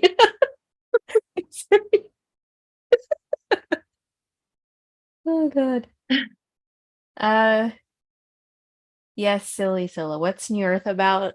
Um in which sense? Like the new spiritual, like the enlightenment, like New Earth people, or like what New Earth is to us? So I guess we could say both. New Like, Earth, yeah, go ahead, Tina. You're good. You're better explaining it. I personally feel that New Earth is a psyop to dangle a carrot in front of people and keep them complacent and hopeful, because hope can be a really dangerous thing. And It's another savior program. it's another savior program. Yeah. And I think a lot of that came through in sessions and channelings, years back for that very purpose of what's happening now. People waiting to ascend to 5D and all of those kinds of things when 5D is just another layer of the trap. Or like hoping to wake up tomorrow in paradise, in another place, on another planet, or like all of these ideas that, if you think about it, were perpetuated by the idea of the new earth. And it's keeping people locked into a program that is not doing anything to benefit their highest good or their growth or evolution, because they're just waiting for it to happen. New Right. earth, in the true sense of the new earth, is within us. We are the new earth. Like the people that are being the change. And but any, like, all those other ideas about new earth and 5D and ascension, I feel like were a very subtle but effective manipulation to keep people stuck in that program. Yeah. That was a psyop. Mhm. And misconstrued and misunderstood and taken in a much more literal sense of going into another dimension. I don't even know how that goes. Or like the earth is separating and there's another earth, and like we're going to get transported there, and it's Yeah, just going to be via, perfect. yeah, Yeah. yeah, totally. So are we here to just get out of the matrix? Well, I guess it really depends on your path here. If that is what you feel that you need for your, like you're done here, then yes, that's your path. Some people don't even realize that that's a path, and some people don't want to. Like we've seen different outcomes of like some souls that are like, I'm good here. I want to come here. I like it here. I'm going to stay here. And some that are like, get me the fuck out of here. Like, so it really Yeah. depends on your path. I mean, not everybody's path is the same. But if you're done, you're done. Yeah, Yeah. everybody's a work in progress. I mean, there's like you can do active healing all the time. Use everything as your mirror and to see things and to help yourself, but it's always going to be work so long as you are in this human body. Mhm. Natural shadow in the graveyard says more spaceshipy savior complex pool. That's about it. Yeah, that's a Yeah, good. and it's more separation, right? Because not everybody's going to make it to the new earth. Just the special people, just the Yeah, star seeds and exactly. the The light special. Oh, well, workers. see ya. I'm a star seed from Sirius. That was the other thing I wanted to say about the whole star seed thing. That's another Special program. right, of separation, and it's the same thing that is happening in the spiritual community that's happening in mainstream with the gender ideology things. It's like the more you can separate, it's divide and conquer. The more you can separate people to see themselves as different, the more control you can have over them. So the same thing's happening in spirituality as it's happening everywhere else. You think that spirituality is um exempt from the manipulation? Like, no, it's not. And if anything, that's the It's highly worst targeted. part. Yeah, highly targeted, because they knew there is an energy here right now of a shift happening, right? We know, like, we're all awakening. Everyone that's here is awakening from the dream. We see it all around us. The whole COVID thing really pushed that for more people to start waking up and questioning their reality. So we know that there's an energy of change here. It's just, I forget my point now. What's my point? An energy of change. We Yeah, know that there's an energy of change here. right, but it's the energy of change that's happening is being manipulated, and they knew. I mean, this time has been prophesized forever, so the controllers knew that this shift was going to happen, and they inserted all of these different manipulations and psyops into that in order to distort the energy of the awakening, to create a false awakening so that people would then get trapped in another box. It's like people are waking up, coming out of religion, questioning those beliefs, then they get trapped in the box of the new age cult, and get stuck there. A lot of people really get stuck there. Some kind of come out and swing back and forth in between, like the UFO disclosure community and the truther community, and then the new age thing. It's all kind of intertwined together. Um, so that's really interesting to see too. Yes. So yeah, it's all manipulated. Everything is manipulated. That's when we say, like, the deception, there's so many layers of deception that we have to dig through and question everything. Yes. The only thing that we'll ever say consistently is to master yourselves. That's it. Because then you can't be fucked with when you're so sure about Right. who you are. You don't need to go to a different planet. You don't need to be taken anywhere. You are here in your own home within yourself. New Earth is, yeah, it's all inner. It's within. It's you're bringing that consciousness or raising your consciousness within.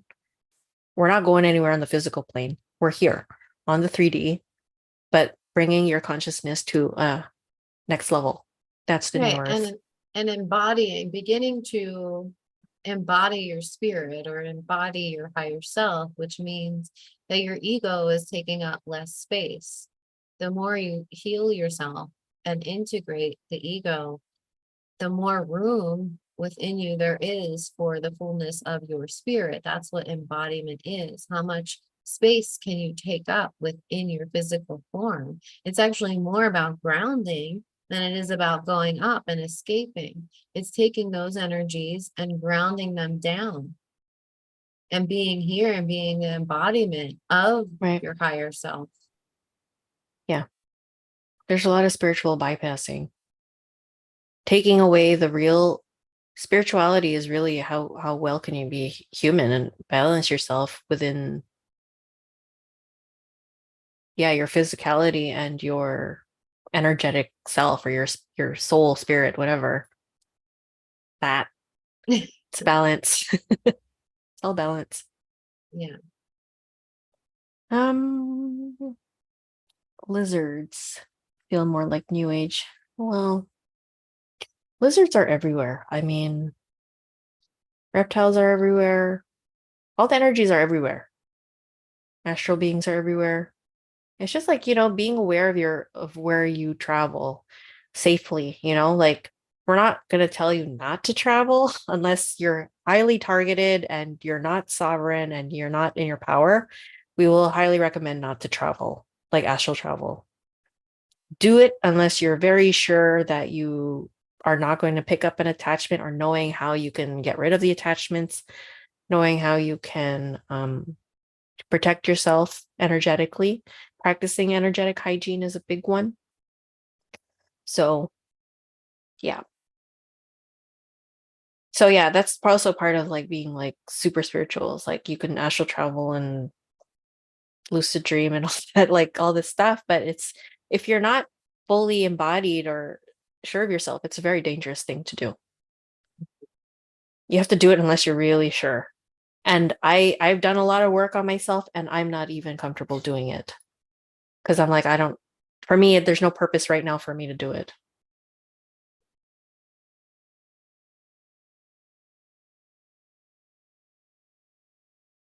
Yeah, I would say the new earth it's within.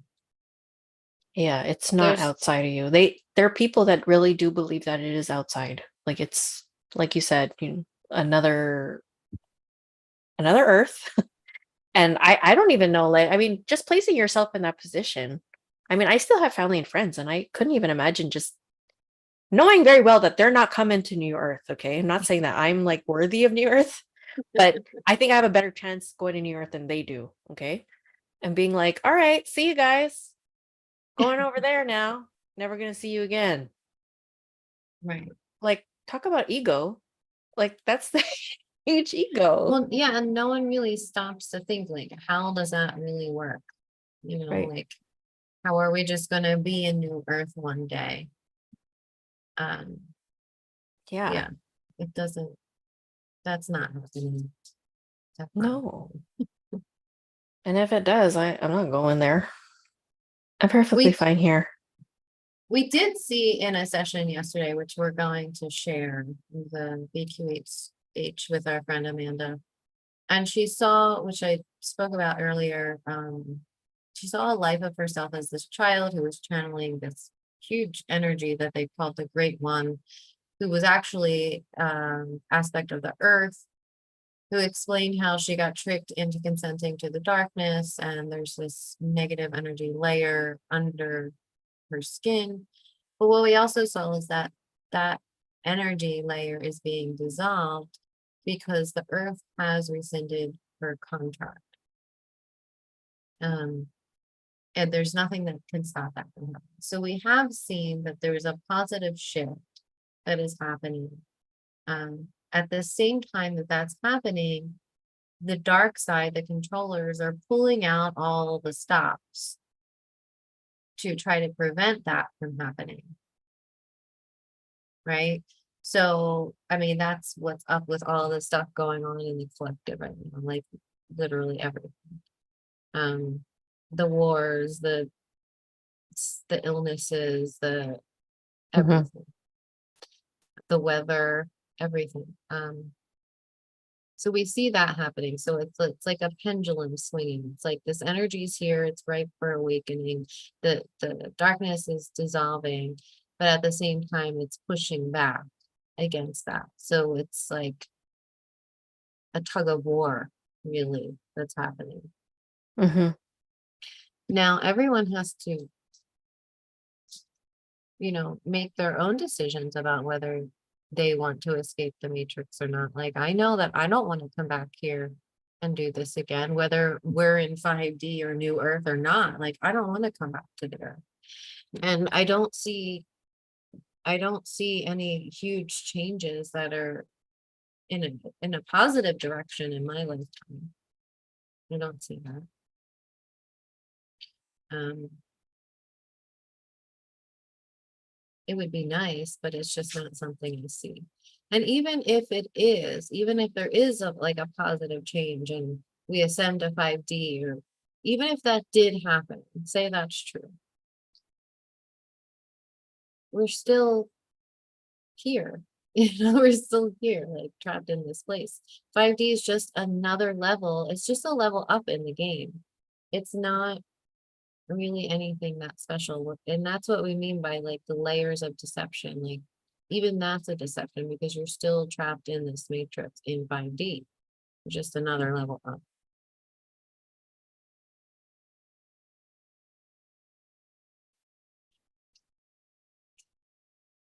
Yeah, big energetic pendulums. If you want to come back to help others here, of course you can. It's always your choice. It's always your choice. When you know you have a choice. When you know you have a choice, that's it. That's it. A lot of people have chosen, this is the risk though. A lot of people have chosen to come in here and help. The risk of doing that is you go into full amnesia again and you forget everything you learned in this lifetime. So you risk getting stuck for God knows how long again.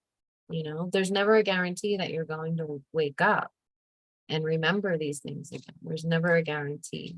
So Yeah. even the volunteers that have come in to help others wake up, how many of them are trapped now? They don't know they have a choice. They don't know they can get out. They're not even awake enough. They're not even awake. So they don't know anything about anything. And that's the risk when you choose to come back. Yeah. And we don't even know for sure how to get out. Like for sure. We have like speculation of how, but we don't know if that's actually it. We just hope that what we know by the time we get out is enough to get out.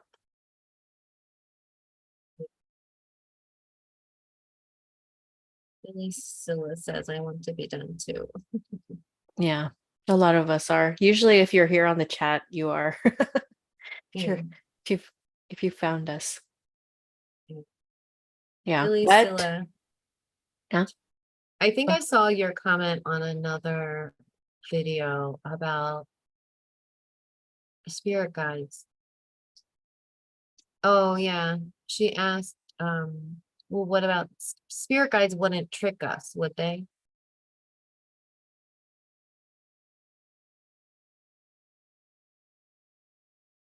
What would you say to that? Spirit guides wouldn't trick? Well, I feel as though, again, it all comes back down to knowing thyself.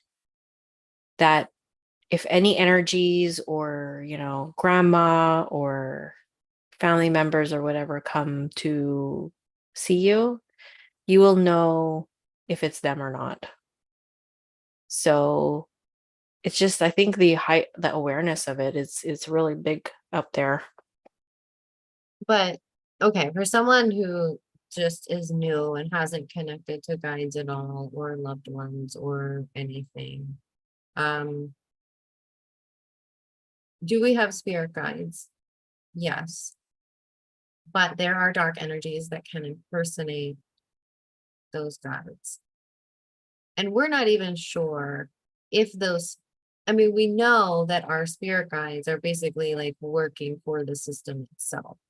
So do they kind of like look out for us? They're more like handlers, I think. And then there are false light entities and dark entities that can impersonate them and yes, trick us. The people that we've connected with that have just opened themselves up to connect with spirit guides have been massively infringed upon and tricked. A true legitimate guide will always be supportive and loving, will never Same with boost your your higher self. ego. Yeah. Yeah. Will never boost your ego or make you feel special or better than anyone else. Or like, Will yeah, not, you're the only one. yeah. You're the Will only never, one. you're the Sorry, go only ahead. one that has ever been through this. You're going to be the person to change Earth. Um, it's also, they also will never say things like, or tell you to do things that are dangerous for you, like to drive without your glasses on or not get gas because you need to trust in them that they got your back. And, so it's like, it can become really distorted if you don't know what you're doing and you're connected with energies outside of you that you don't know for sure are legitimate spirit guides or not. So it's not to invoke fear, but to say you have to have discernment and yeah, and try to verify as much as possible if you are connecting with other energies, whether they are legitimately in alignment with your highest good or not, because they can be very deceptive and manipulative and even make you think that you're doing things that are good for you, or you're doing things that are helping the collective, or um, things like that. And sometimes it's a subtle hijacking, right? It doesn't start out as an infringement. They start out telling you things that you want to hear, and then it gets worse and worse and worse over time, to the point where they're injecting you with fear, terrorizing you, and yeah, you're just getting attacked all the time. So it's a slow process. Like, attacks like that or attachments like that don't often come out of nowhere, but they're usually a really slow process of infringement on the energy system. And then by the time they're fully infiltrated, it can cause symptoms that look like psychosis or schizophrenia in people. And Mm. by the time it gets to that point, it takes a lot of work to undo that. So we don't recommend connecting outside of yourself to spirit guides or really anything other than you're connecting connecting with your divine self through your heart. Everything you'll ever need is within your heart. It's not in the mind, it's not in the crown, it's all in your heart. Everything's here. So if you want to connect with anything, the best place to go is within, like literally within your heart space. Because connecting with anything outside of yourself, especially right now, like this is a literal war of good and evil that's happening. So the risk of that is just too high right now. And what's also happening is a lot of these benevolent entities that were benevolent are starting to degrade themselves, like some of the gods. They used to take care of their cultures and nurture them and things like that, but the gods themselves are starting to degrade. So is the culture, because it's not being nurtured anymore. So it's like we're in this um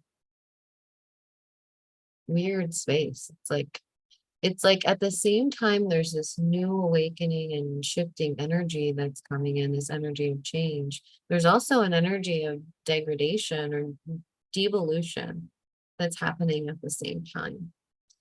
So it's a really weird space that one is push and Yeah, pull. definitely wasn't. I mean, like thinking about where we were, I guess, when we first met and how if this information came through, I don't know. Was I mean, the dark energies were always there, but I mean, how much of it, I think that was like what, like prime time for them to come. Mm. I don't know. Hi, Cece. I saw Cece's there. Hey, Cece. Stone Cold says, yep, trust nothing and question everything and follow your own true essence to where it will lead you. Yep, exactamundo. Yeah, it really is within us.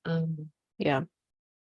Everything we need is within us. But everything in our world has taught us that everything that we need is outside of us, right? We need the material possessions, we need degrees, we, you know, need healers and doctors and saviors and all of those things. It's just really deprogramming from that and realizing that you really do have everything within you. All the remembrance of your existence are within you. So it's all Yes. there, and you can tap into other talents you've had in other lifetimes, whether that was as a healer or an oracle or a pianist or, a carpenter, whatever that was. Like, those talents and skills are still there for you. You just need to call them forward, which is really cool. That's a really cool aspect of being a multi-dimensional being, knowing that we are so much more than just these bodies, but that we have other aspects that we can tap into. They're all within us. We just have to allow them to come forward. Well, it made me think about that. Because I'm really spectacular at massaging. Yes. But that came to me only in high school out of nowhere, What? knowing how to massage. Oh, where. It wasn't like something I was like, oh, you know how the kids do it with us? No, nothing like that. It only high school. I think in my what, like grade 8 or something like 9, out of nowhere. I was dissociated, but so I don't know how it came about. But I remember, I guess my friend was hurting or something, and I was like, oh, let me just see, like, whatever. And she's like, oh, that's really good. I was like, really? And I was like, yeah. I go, I don't know. It was weird. I don't know if I got that from another aspect of myself maybe. I because was I just thinking dissociated about a that. lot. Yeah, I was just thinking about that today, that exact thing. Because there were things that I just knew or said or did and just knew how to do them, so that memory comes from somewhere. Yes. Yeah. Or so Yeah. much more than we know, that we've been told. Yes. Def. Mm. You guys heard of the story of the Isbies in the old empire and the Oh my God, there's that book again. Yes, I read the Alien Interview years ago, and it's on my list of things to read again because I don't remember Oh, great. much. Something you could read to me.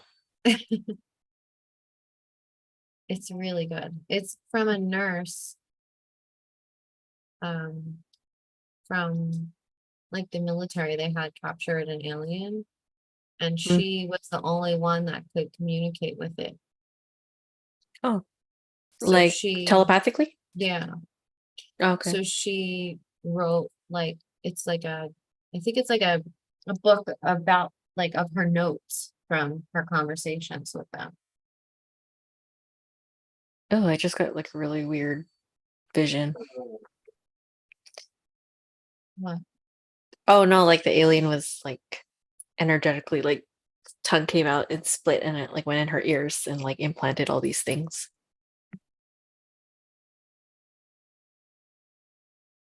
What's happening? Are you going somewhere? Yeah, Roswell nurse. From what I've gathered thus far, the light after death is like weaponized love that overwhelms you and puts you in a trance to be reprogrammed to reincarnate and have your memory wiped. Yeah, I've heard that too. Uh, yeah, I guess like we'll never really know till we could get Coca stick. Nope.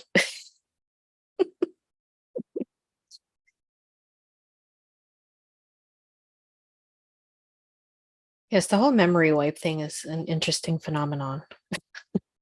Mhm. But I know that through the work, like through BQH and what we do, you're able to access it. You're able to access your memories back. Um I just had like little knowings here and there as a child, like just having that intuitive knowing, um, or just having that awareness that there's something off, you know. So in that case, yes, like we are programmed and memory wiped, and whatever the body that you're passed into has already the programs in it ready for you to live out your existence. So yeah, we do have a disadvantage. I think that's why it's like really important to get our shit together so that we can access, the points in which how we can get out of here and deprogram ourselves and remove, since we're able to heal ourselves and to we could probably change our DNA, like change our entire system, because this is a computer, I guess. Our bodies are a computer and we could reprogram it.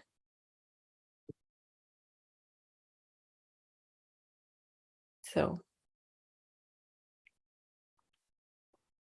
I love that you're asking that question, Carly. Carly Bear says, Earl, I don't know how to pronounce that, but I think that's the alien in the book. mhm. Seems so sage and wise, but if she's saying the ATs, or maybe it's is it the woman who wrote it?